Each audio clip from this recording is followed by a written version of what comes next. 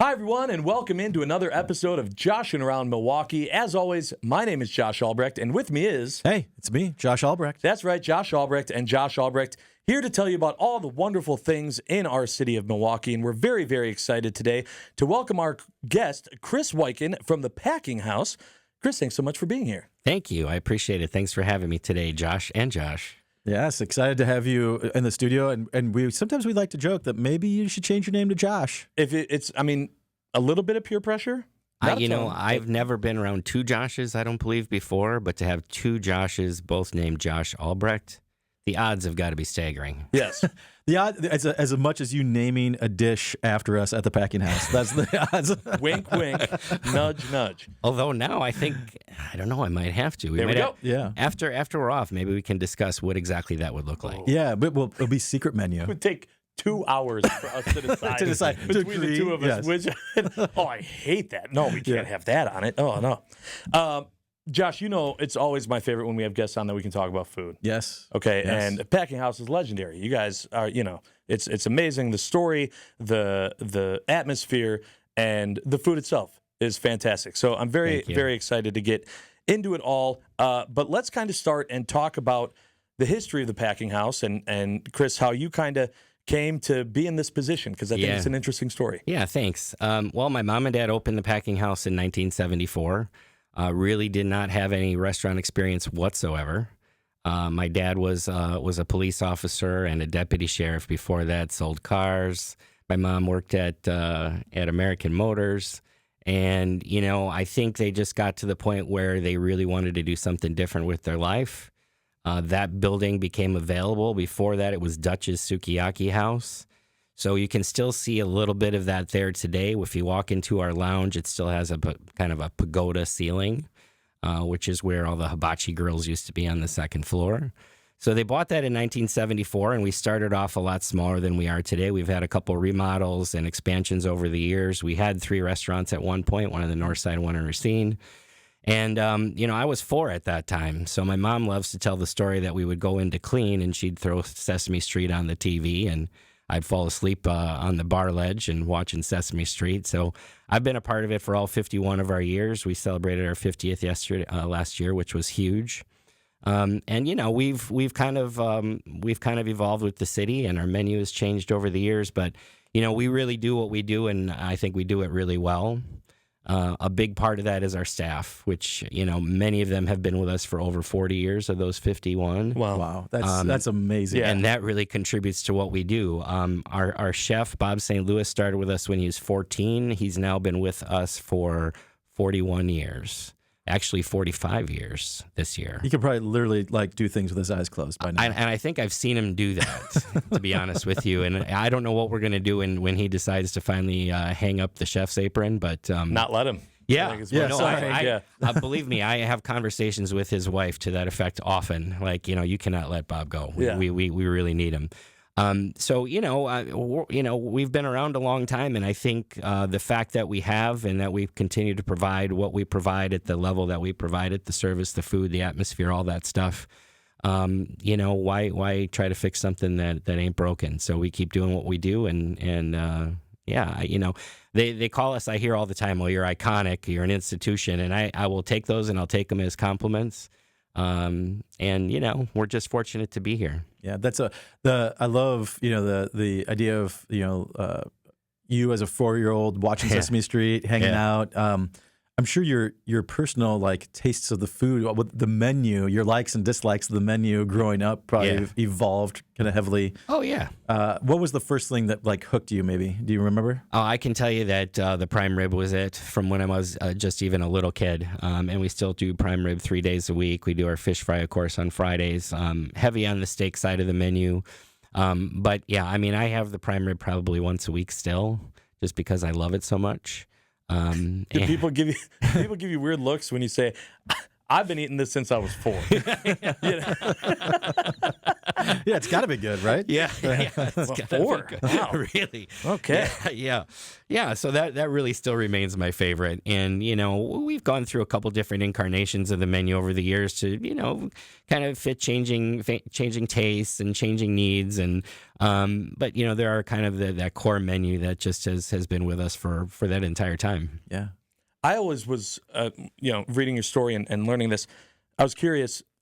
At what point did you know, like, I want to continue the family business? Because we have unfortunately seen kind of some businesses, some restaurants especially, that have been family owned forever, closing their doors because the next, in line does not want to take that over. So I'm curious, at what age were you like? Yeah, no, that's really true. And, the success rate for restaurants is really low anyway. Most close within the first year or two. The rest after that close within 5 years. Many restaurants don't survive the second generation, so we've been very fortunate. But I'll tell you, not that it was forced on me at all, but unfortunately, my dad died really young. He died at 57 back in 1993. At that point, I was 23 years old, and he knew he was sick, and he asked me, is this something that you want to do? Are you sure you want to do this? Otherwise, we need to come up with another plan. Right. And I told him then, I'm like, hell no, I don't want to do this. Are you kidding me? I saw what he and my mom had to put in to do to make it successful and to make it right. And then I can tell you, right after he died, I kind of went, what, am I crazy? Of course I need to do this. I jumped right in. And I haven't regretted it whatsoever. It's really fulfilling, because we've been around as long as we have. It's just really rewarding to see second and third generation families coming in. Kids that I remember that were kids are now bringing in their kids and their grandkids. People that celebrated getting engaged there are now celebrating their 40th and 50th anniversary with us. Yeah. It's just, it's just amazing. So it's entirely rewarding. And, like I was mentioning too, with so many long-term staff, their kids have come to work for us. So, I'm actually closer with our staff than I am a lot of members of my family. I know their families better than I know my own in some cases. So it's very rewarding. So, it certainly has had its times of trouble. The last few years have obviously been pretty tough on the hospitality industry, but Sure. I haven't regretted it at all, and I'm really proud of that.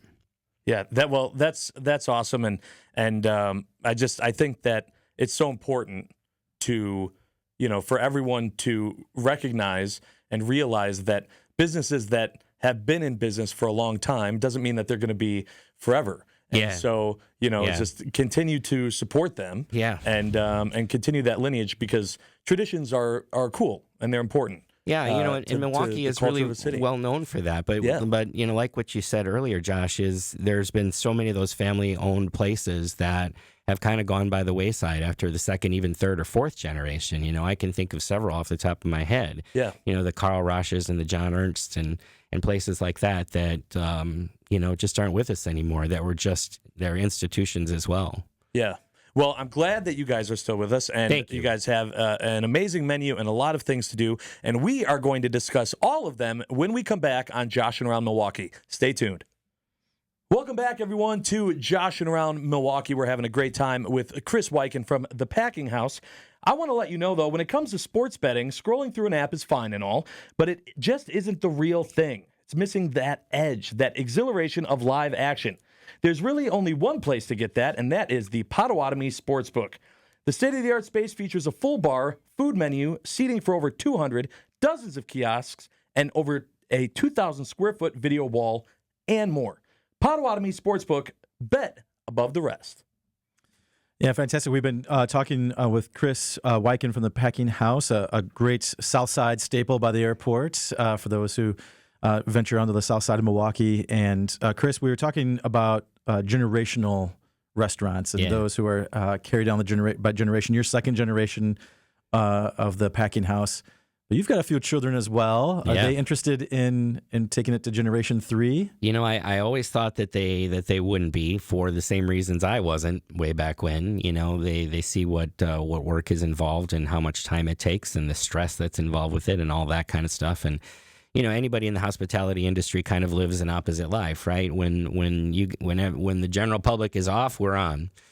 So it's nights, it's weekends, it's holidays, because we're open, you know, all the big holidays like Christmas and Thanksgiving and all that. So they're used to me opening up presents early on Christmas morning and then heading to work for the rest of the day. So you figure, well, they're not going to have any interest at all. And I've never pushed it because, you know, unless you have the passion for it, it's just never going to work, because I've seen that happen with other restaurants. But this past summer, my oldest daughter decided, you know, maybe I should try the restaurant business. There we go. And she did not want to come to work for me. Which plot twist I was not expecting. Yeah. Right. So she said, you know, I think if I'm going to do that, I should probably go to work somewhere else and see how somebody else does it. And I won't have the pressure of my dad telling me what to do and how to do it. And having this feel that everybody I work with is going to be like, oh, well, that's the boss's daughter, right? Sure. So she's got to be treated different, or we shouldn't expect her to work as hard as we work and all that. So I really appreciated that point of view, because I worked for my parents, and I can tell you it was a living nightmare because I was expected to be better than everybody else and work harder than everybody else, right? So this past summer she went to work for another restaurant, which I will not name for their own purposes, and she really loved it. She really loved it. She was bussing tables, she was hostessing, started serving a little bit, and she really enjoyed it. So I thought, okay, well, that'll be the end of it. She'll go back to school this fall, and she's going to be a senior in high school, and she'll be like, well, okay, that was fun, right? But then last week she said, you know, Dad, I really kind of like it. Maybe I should come to work at the packing house. Nice. And I went, well, okay. All right, hold on now. Yeah. I kind of like this when you were somewhere else, you know, and getting good experience and maybe seeing how somebody else does it. Maybe you can give me some good tips, right? Maybe there's something I could be doing better. So we'll see how that works out. That conversation is yet to come to a conclusion. Her shifts at the other place are going through Labor Day, so we'll see what happens after that. But the bug may, in fact, have bitten her. So maybe we do have a third-generation Wiken to take over. We'll see. It definitely sounds like it. I'm just when that time comes, maybe. Yeah. What happens if then she comes and works at the packing house and goes, oh, listen, this boss is way worse than the other boss I had. I got to go back to the other restaurant. I can totally Or see she's that like, happening. she's like, hear me out. What if we bring back the hibachi grill? Starts with disagreement, Right? clashing. Hey, everything you've done for the last 51 years, Dad, is all wrong. We've got to change everything. That's wonderful. But no, it is great though. It definitely sounds like, you know, probably, I'm sure your entire family has spent, you know, many hours enjoying your own meals and enjoying special moments at the packing house. So for sure. It's definitely probably in everybody and a part of everybody. So I'm sure there'd be a time when it's right for her to come back. You know, we've had so many family members work for us too, and we've had workers that have become family members because they've met my aunt, my uncle, my cousins, and got married to them. So we ended up with more family because of the family-owned restaurant. So it's been amazing. Yeah, that sounds awesome. Amazing. The family atmosphere is always a big part of successful restaurants, I think. And when I've talked to restaurant owners and people who work in them, it's always a family atmosphere that really pulls them in and keeps them for 40 plus years, like some of your employees have been there. Yeah, thank you. Yeah, I think that's very important. The other thing is the food. Wow. Right, which I got to say, like, being in Milwaukee, you're checking everything off the list, right? Like the fish fry. I mean, obviously, if you got to have fish fry, you have an outdoor patio. Yeah, we do. Right, you got to have. We talk about that all the time. Yeah. Patio season, and then the prime rib and the steaks. Yeah, you know, it's just it's amazing. The menu's amazing. Atmosphere's amazing. Absolutely love what you guys have. What is your favorite day of just like menu specials or having, maybe there's a day when like regulars always come in? What's your favorite day of the week to be at the packing house? Wednesdays and Fridays. And I'll tell you why. I think Fridays is probably, you know, goes without further ado saying it's the Friday fish fry, right? Yeah. Because not only do we serve that inside, but we have our drive-thru that we started back in the 1980s. And when my dad decided to add on that window to the kitchen and start selling fish fries out the window, everybody told him he was nuts. And 40 years later, that window is still there. And, we put fish fries out of that thing like crazy on Friday. So that still amazes me that people are still coming and doing that and watching the line go down the block. I really like the vibe and the atmosphere on a Friday. It's very diverse. You'll see people from jackets and ties to shorts and T-shirts in our dining room. So I like seeing that. And then Wednesdays, it's the prime rib day without the Saturday craziness. So you'll see a lot of our regulars on Wednesday night. We've got live music in the lounge on Wednesday night as well as Friday and Saturday. And the guy that plays the piano on most Wednesday nights, he's been with us for 45 years, which is the longest running musical gig in the city of Milwaukee. Incredible. That's awesome. So I love those 2 nights. And then if I had to go with a third, it would be Saturday because it takes on kind of a totally different vibe. You see a little bit more dressiness. The ladies are wearing dresses. The guys are wearing sport coats. I still can get the prime rib, which is still my favorite. And we have live music in the bar, which kind of fits that atmosphere. And I just really like that vibe too. And one thing that I've really seen over the last several years especially is the diversity in the crowd. I see every sexual persuasion. I see every color of skin. I see old and I see young. And I see them sitting together in the lounge, sometimes sharing a table, and seeing that intergenerational, interracial kind of mix going on, I think is really rewarding. And I think that's something you wouldn't have seen on the south side of Milwaukee several years ago. A decade ago, I think that would have been pretty rare. And we've really pushed that. So I'm proud that that's kind of working. And it's really rewarding to see that so many different walks of life enjoy the experience that we provide at the Packing House. That's awesome. And yeah, the fact that you can get a good meal either through the drive-thru or going in, but also you go in, you can enjoy some live music as well at a restaurant that's been around for as long as Packing House has. Yeah, thanks. 51 years. It's incredible. It makes it a unique place to go. Yeah, thanks. And then, a couple years ago, kind of post-COVID, we added that outdoor patio you mentioned, and I think it's a beautiful space. We got, a big, huge fireplace, a waterfall. The lighting is really good. The sound system is awesome. We host live music out there sometimes.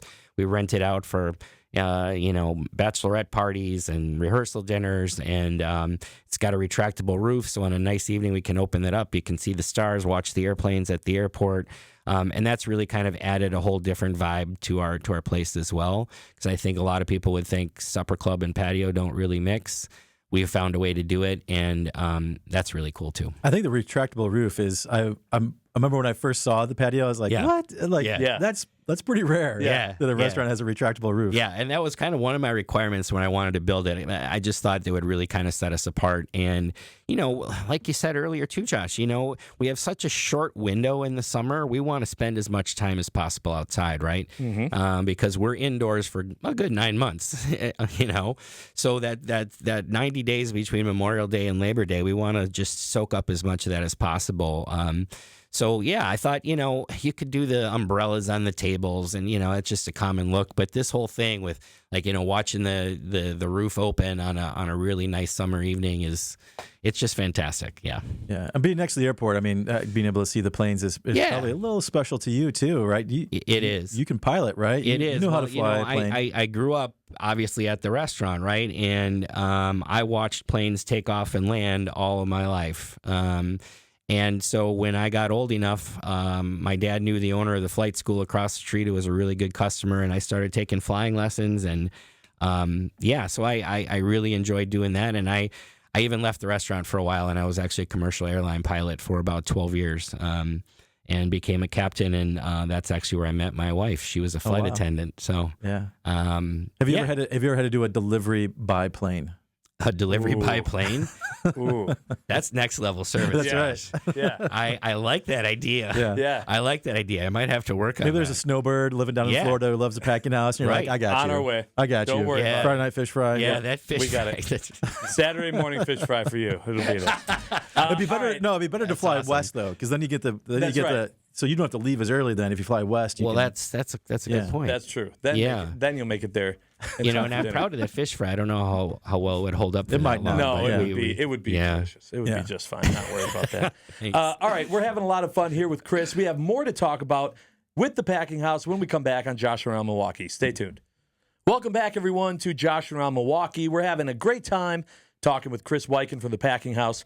Chris, right now, as we're wrapping up the show for today, top 3 things that listeners need to know about the Packing House. Well, first of all, we're really accessible from almost anywhere in the metro area, right? I mean, we're off of 94, 794, 894. You can get to us in minutes from all those places. I was here, we're literally 10 minutes south of downtown. And we have a huge parking lot just on the north side of the airport, 900 East Layton Avenue. You can always check us out at packinghousemke.com. All of our current events are posted up there, whether it's holiday hour specials, live music schedule, all the things that we have going on are always easily accessible there. Also, we're open almost every holiday. That same drive-thru that we use for Friday fish fries, we do turkey dinners to go on Thanksgiving. We do ham dinners to go on Christmas and Easter. That is always a great, easy option. I always recommend reservations, especially on the holidays, Thanksgiving, Christmas Eve, Christmas Day, New Year's Eve, New Year's Day, all those big ones.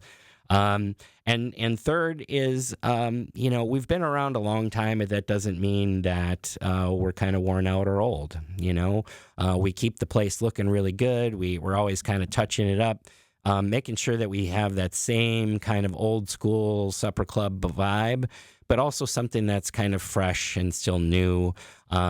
So, grab an old fashioned, listen to some music.